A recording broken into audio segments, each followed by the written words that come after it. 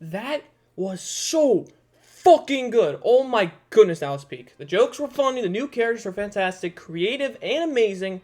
The Candy Kingdom was beautifully gorgeous. Lots of fun designs all around, like the rocky road, the town, the entrance, and the chocolate river was a very nice touch I liked. Hello my ninjas, welcome back. Today I will be sharing my thoughts on the recent episode of the Amazing Digital Circus. My favorite moments, the best moments, and my likes and dislikes from episode 2, Candy Carrier Chaos. This will be about a 8 to 15 minute video depending on how long I take rambling on which topics to cover. The final time in this video should be on the screen now, so you'd know, since I'm making this script.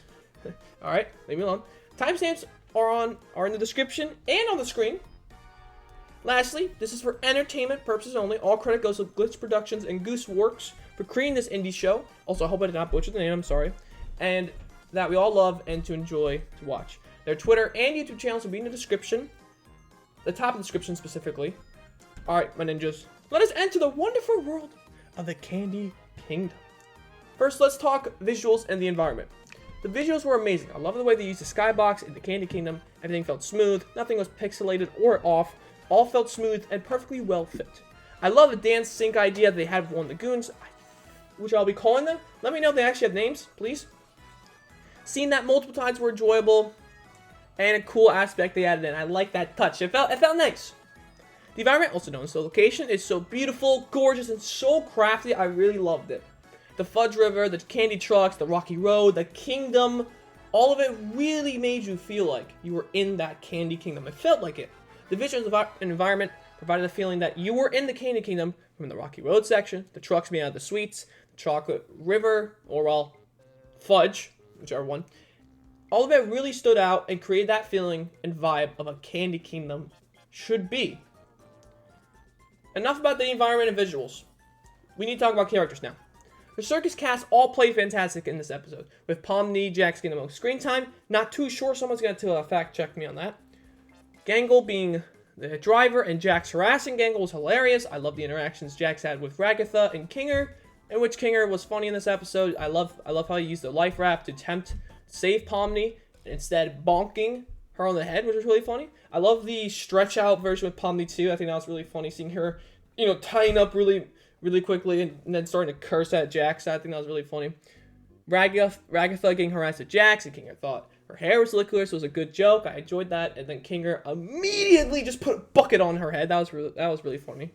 I liked how they used Ragatha more in this episode compared to the pilot, where she didn't have a lot of screen time in the second half.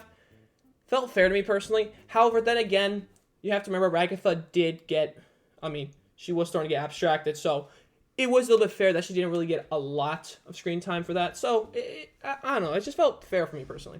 Gangle getting her, I think it's a her. Someone's got to let me know, please. Getting her happy mask to only get it broke in the matter of minutes of this episode. It's really funny seeing her back in the sad cry mask. Kane and Bubble was fine. They weren't part of the episode a lot, but they did make a fantastic joke where Kane was smoking. The Bubble goes, "I'm trying to quit," around that. That was hilarious, and I loved that scene. Not my favorite, though. All of the main cast of characters really hit their stride in this episode, and it was awesome. Now for the new characters. Lou is fine. She is just there as the Candy Kingdom Queen. Of course, giving the keys to the doors and access to most of the kingdom. Then we got the bad guys. Gummy Goo, who I did like as a villain. However, he didn't really feel like a villain. But we know his plan was to take the great maple syrup, which I think is really funny how this entire plot was just get some maple syrup back. I think that was hilarious. In which they did, and then they wanted a chase scene, and now we have Pomni and Gummy Goo under the map. Yeah, that truck glitched. Yeah, it glitched the fuck out and legit zoomed into outer space while Gummy Goo and Pomni fell down. We don't know what this is. My friend Frank did mention that the models could be just early designs of the characters, which is indeed an idea. If you've known for games and such, what they do is that in the game's coding, if you go under the maps, they'll have all the designs and such. So I think that's a really nice add-on an aspect touch to what it actually can relate to other games such. We don't know if it is true or not, but it's just pure speculation. We see that Gummy Goo under the map section of the video feeling like he doesn't belong here, in which he's right. We learn later in the video that Gummy Goo and his goons will say we'll say, aren't supposed to be there since his world does not exist. What world is that? I got no damn clue, brother. I got no clue. I really liked how we were able to focus on Pomni and Gummigoo's interaction a lot compared to other adventure they were on with Fudge. Like Jax, Kinger, Gangle, and Fudge, and then the two goons. We really see that even though Pomni still doesn't know this digital world a lot, she does care about others, and that is really told there in the section talking about it with Gummigoo, with both of them sitting down. Other note, what was that about with the beginning? I understand it's a dream, but is this foreshadowing? Is she foreshadowing of them not being trusted yet? Like, I'm confused, because I'm not actually sure what that was about. It felt kind of off, you know. Someone gotta let me know what that was about. It felt kind of weird. Someone gotta let me know in the comments. Anywho, the best characters in this episode was the two goons. They legit made me cry laughing when they're doing the patty cake. And then in the background, they proceed to do some wacky shit dancing. This is what this series is. It has dark humor, wacky shit that'll make you laugh for how dumb it is. And that's what made this episode so good. Everything felt smooth. The characters were really awesome and stood out. The new characters were part of the plot, storytelling, and really was just smooth throughout. Speaking of that, let's talk about the plot and storytelling. This is the part where the one negative I have about this episode. That is the pacing. Everything felt smooth and the pacing was fine. It just felt rushed at times. An example of this is with Pomni and Gummigoo escaping. They did that first try. Excuse me, what? We go from having this deep conversation to we have this deep, very entertaining conversation that talks about their struggles and such that we all can relate to. And then we get it first try? What? They go right to escaping after that and they get it first try? Excuse me, what the hell is that about? We could have had at least 1 to 3 failed attempts that Gummigoo then lost trust from Pomni, and Pomni having to regain that trust, which then goes deeper into the conversation. That would at least make it a 30-minute video compared to 25. I know the pilot's 25, but we could have made this a lot more longer. It felt, the Chocolate River section didn't feel fast, but the way that next scene's pacing went made that Fudge section feel fast. That's Percy for me, of course. The truck chase was what a good pace should be. A scene should have storytelling, should have jokes, should have good humor, something that we can all laugh about, funny moments, good character conversations with a definitive objective, which the objective was to take down the rubber bandits. I think that's what they're called. Let me know. The truck and get back the syrup. Very simple. With the humor from Jax, Kinger, and the rubber bandits sprinkled in there. That did not feel like that for the escape portion and under the map scenes. It felt way too fast, in which after they had a talk, and then BAM! Back to the circus they went. They escaped, then they had a small conversation for 2 minutes, then they went to the Candy Kingdom, and then they left. What? I felt fast. It felt fast at times, and it could have been a bit longer to slow the pacing of the story. Other than those few scenes, the plot was easy to understand. Enter the Candy Kingdom, get back the maple syrup, very easy to understand. Storytelling was great too. The interaction between Gummigoo and Pomni was told so well and very understood. The characters at the end with the funeral also had great storytelling. Seeing how they care about one another really provided Pomni the trust that she needed from everyone. We can see that because then she refocuses back to what the dream she had.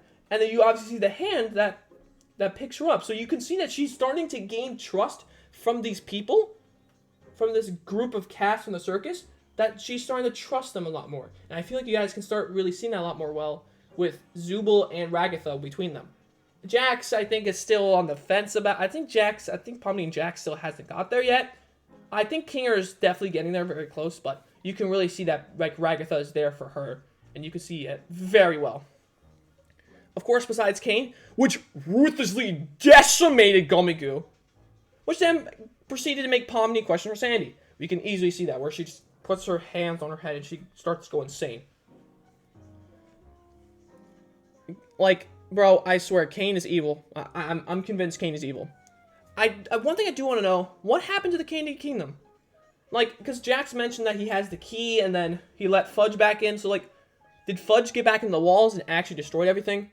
Someone gotta let me know, please. Can we go back in one of those upcoming episodes?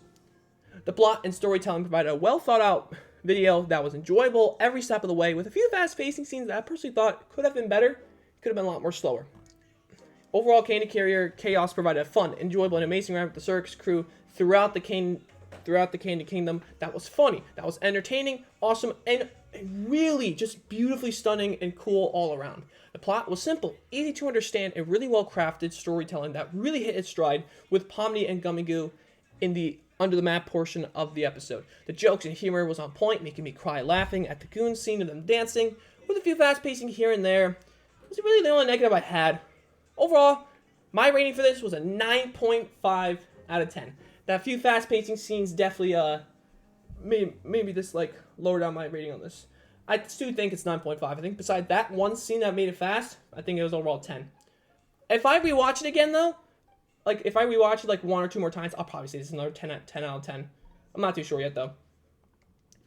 Thank you all for watching. I hope you enjoyed the video. Once again, all credit goes to Gooseworks, I hope I said the name correctly, for creating this amazing series and producing the episodes.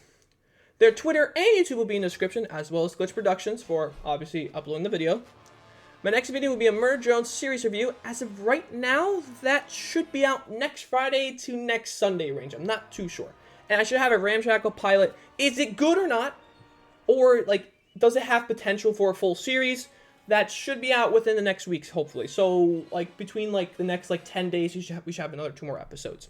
If you have any other TV shows or any type of show, like movie, I should watch and then make a review on it, let me know in the comments.